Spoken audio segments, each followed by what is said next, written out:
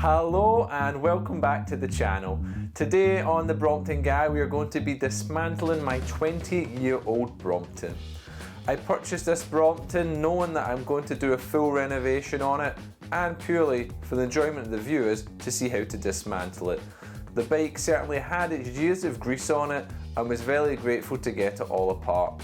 I've done my best to make it a comprehensive guide, but I'm obviously, like any human, going to have missed little elements that might be important to you.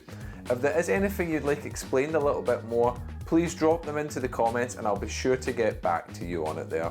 This was actually the second ever episode that I made for the channel, but is only being released now. Not for any particular reason, so if my memory is a little hazy with it, then feel free to let me know. Thank you so much for your time and enjoy this dismantle of the vintage Brompton. He's the Brompton Guy!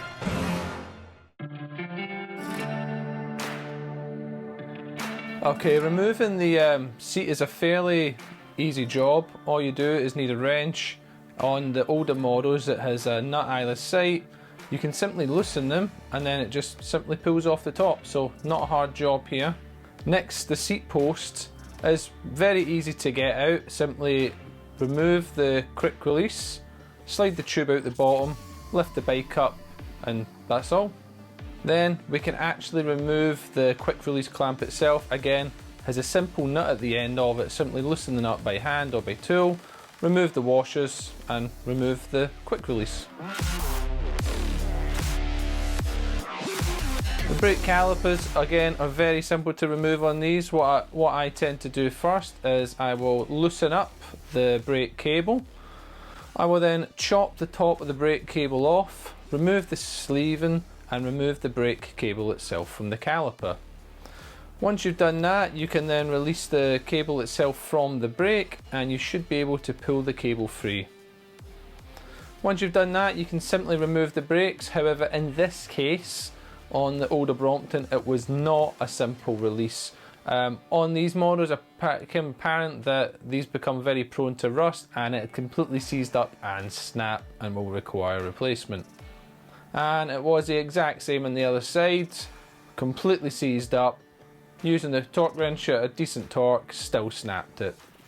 Then I'm going to the back caliper itself, which also has the lock rest of the post. Simply have a 10mm spanner. Undo this, you can then release it with your fingers rather than keep doing it with the spanner. This will send the release out, and same as the front caliper, remove all the washers and simply slide it out. I will also note, obviously, you need to remove the brake cable beforehand. Now I'm simply just removing the front caliper itself. So same again, 10mm at the back, release it and then pull it out, removing all the washers. Now we move to the rear of the bike. So first thing I'm going to do here is take the chain off. It removes its quick release. Simply remove the chain by following it through its cogs. Then simple bottom here releases the mechanism that changes your internal hub. Once you've done that, you can simply counterclockwise the chain and that will come out the hub itself.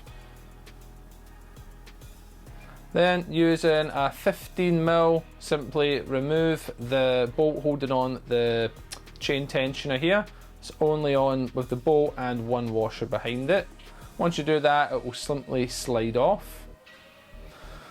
Once the chain tensioner is off, you can simply use the same 15mm to remove the locking nuts for the wheel itself. They'll be the same on either side, so remove both sides of that. Once that's done, you can simply remove the little locking rings. I tend to use a little screwdriver just to help them on the way, and then the wheel itself should be free to pop off.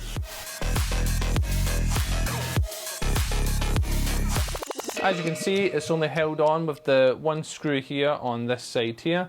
If we follow the wire around, it is also then held on by the 15mm nut that also holds the wheel housing on.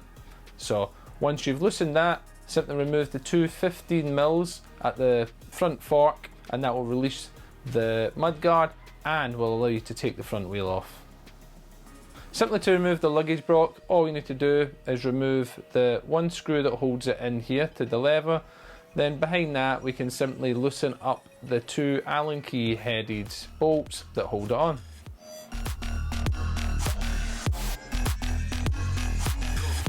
For the cranks, they can be a little tricky to get off, and they are one of the parts to remove that will most likely require a specialised tool, that being a crank remover. But to get started, simply remove the locking bolt on. Then we're fitting here the crank tool, so we screw that into the threads and then we screw this other wedge part in here. Then I'm using my adjustable spanner. You can also fit this onto a rattle gun. I prefer using the manual grunt. And then that will simply push the cranks off the bottom bracket. And then you just rinse and repeat this on the other side. So once that's off, simply repeat the process on the other side of the crank arm. Now with the cranks off, we can remove the bottom bracket. Again, uses another specialist tool. Simply bought online, and yeah, as simple as that. 1 tons clockwise, 1 tons anti-clockwise there.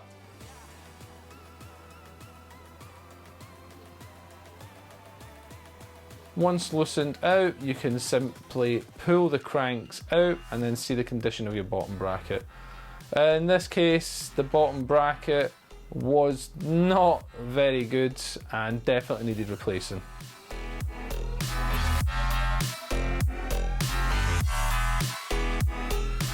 To remove the chain pushing cable, we simply have to remove the little bolt here, the little nut here, and then we simply pull the cable out, and then we can feed that cable all the way back through.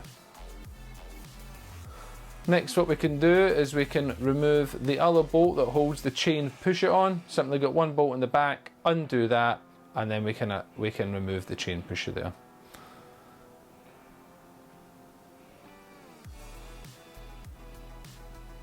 Now simply all we need to do is remove the springed housing and refeed the cable back through. It is worth noting that the cable doesn't push through the frame that way, so you will have to go up to the actual top shifter here and remove the little nut on here in order to pull the cable through. Now note that there will be tension under this, so when you do undo it, the cable itself will retract and the spring at the bottom will push out.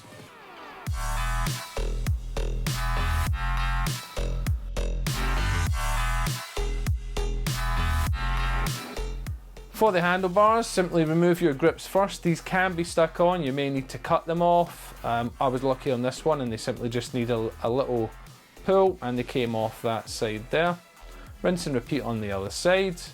Then simply remove your gear shifter. You can loosen the screw on itself and then that'll come off the handlebar end.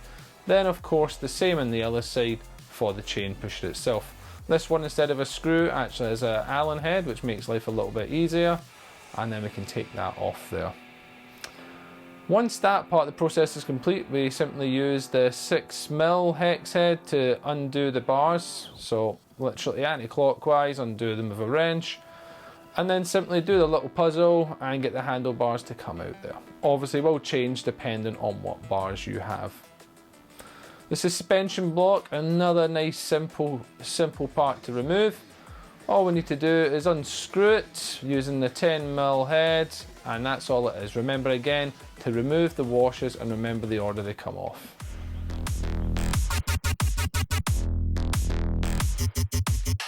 Right, this one is a little bit more tricky here. So what I tend to do in order to remove the front arm here, which connects to the forks, is I simply undo it, but there is a little wedge inside. So the best way to remove that wedge is to remove the bolt that came out, replace it with a longer bolt so that you can get a little grab on the actual choke that holds it in place, and then with a soft mallet or hammer, simply hammer it down until that choke re-releases from the bottom. And then you can undo it by hand, or you can keep it in depending on how loose it is, and simply pull up the top of the fork. And that will release from its hold there.